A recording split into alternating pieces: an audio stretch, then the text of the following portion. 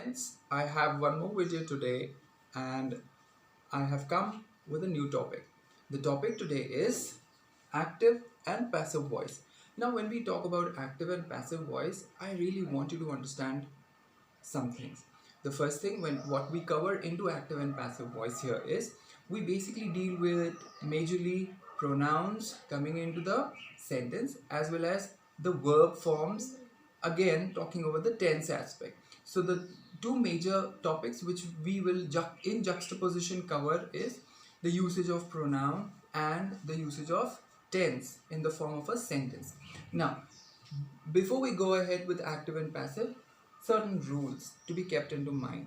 Remember, my friends, I told to approach a sentence by dividing it into two aspects, the subject and the predicate. Of course, the predicate of the sentence obviously has an object. So that's where we'll certainly talk of the subject of the sentence and the predicate where the object lies. Where the object is found.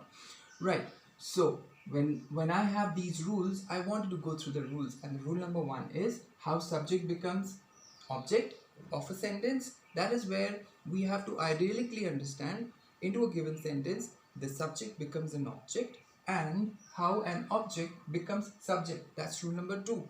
And last but not the least, the third rule basically talks of how our tenses changed. Now, let me give you a very simple example. If I have a sentence like Ram committed a mistake. If this be a sentence, Ram committed a mistake, how is this sentence changed in its mannerism, in its form? So logically, here Ram happens to be the subject and mistake happens to be the object. This is the action. This be a sentence. So now how do I approach it as subject, predicate and the object of the sentence. So now my rule number one is how subject becomes object. So now if I had to change the formation of it, let this be an active voice, and if I had to make it into passive, I would probably say a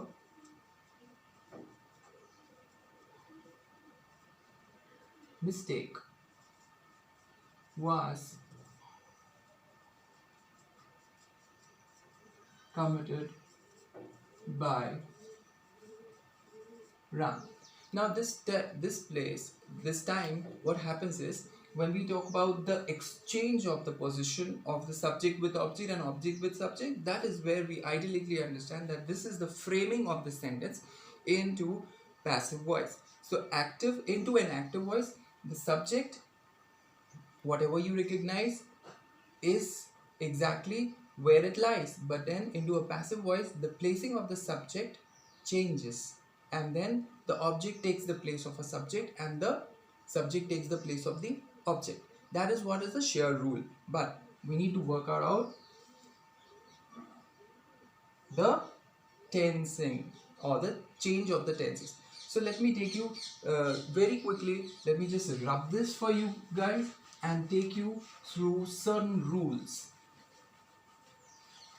Remember, my friends, I had talked about the subject changes into object of the sentence and the object changes into the subject of the sentence.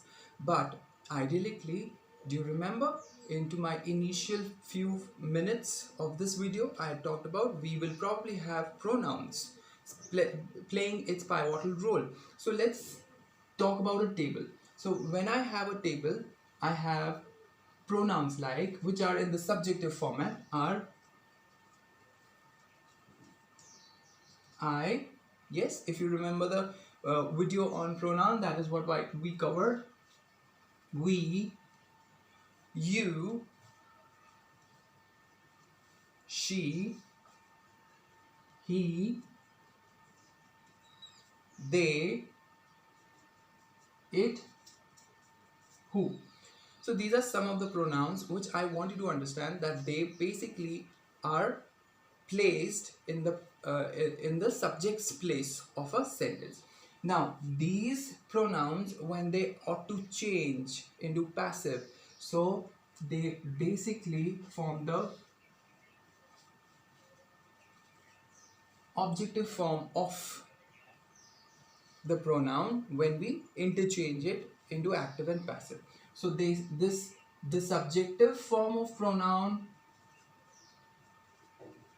becomes me when we are talking about changing it into a passive voice.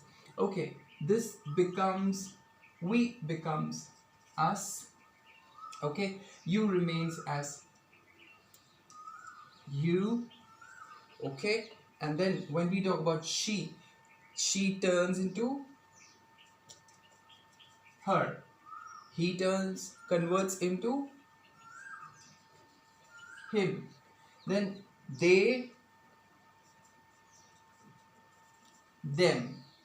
Okay, so this is how we work it out. It remains it, and who becomes whom. So always remember, when we talk about subjective form of sentences or a sentence which has these pronouns, that is where we consider that sentence into an active voice. But an active voice, of course, changes into passive voice, taking these into the stride. Okay, so but then by what are we basically talking about? It is, we use the word by when we talk of it. Remember, my friends, I just talked about Ram committed a mistake. Now if I had to change this into passive voice, it will be a mistake was committed by Ram. So now what happens is, when Ram becomes the object of the sentence, which is here, it ought to endorse by with the object. Now that's where this is interchanged its place, and then there is a play of tense.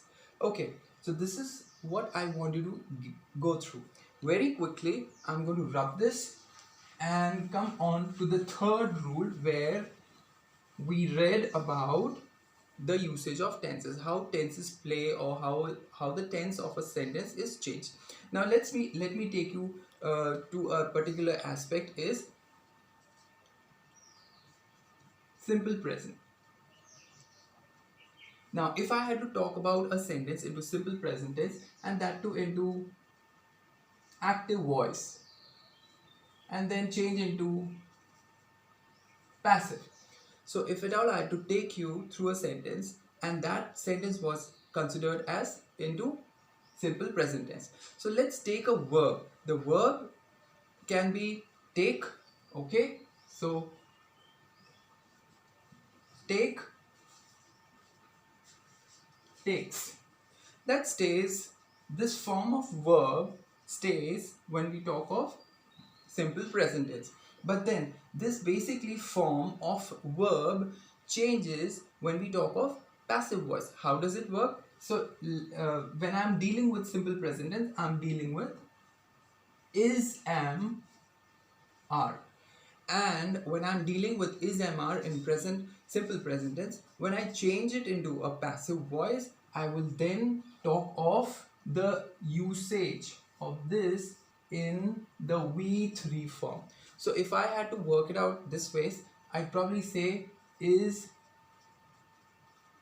taken, am taken, are taken.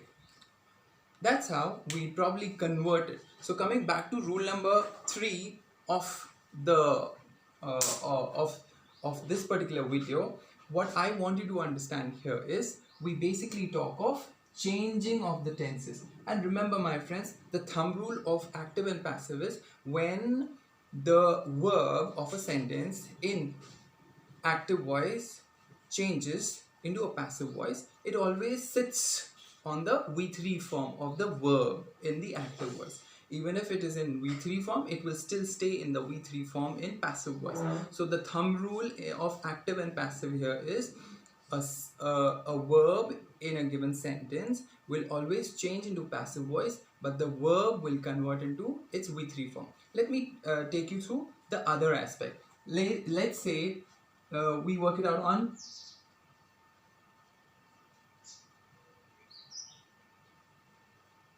Now, if I'm working out on present continuous, I'm sure you are aware of continuous refers to ing form of the verb. So that is where I'll still take this verb. So if I am saying is, am, are, because it works with this. Simple present obviously has to have is, am, are. So now present continuous basically deals with is, am, are. And then when I'm talking about the tense aspect into active voice, I have taking. Now, if at all I had to convert this form of a sentence, which is into present continuous, active voice present continuous form, and it had to be changed into a passive voice, I would then talk of the usage of is, am, are plus being plus V3 of the video. So that is where I probably talk of using it and then utilizing this kind of verbs. So let's take one more example. Let's say present perfect. So when I talk about present perfect, I am referring to something referring to have, has.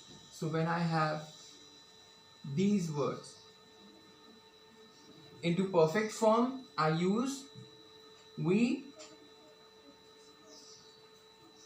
form. So now, as I said, if the verb is already in the V3 form, it will obviously be into V3 form. Why? Because the thumb rule is in active voice, if the sentence carries a verb which is already in the V3 form into passive voice, it will still be the V3 form. But how does it work? If I have, we have taken the lecture, so this is basically we remains as the subject, and that is when if I have to be let me put it on the wall for you. We have taken the lecture. This is the active voice supporting this form of verb. Into passive, it will be have, has, obviously have, has plus been plus V3 form. So now it will change into the lectures.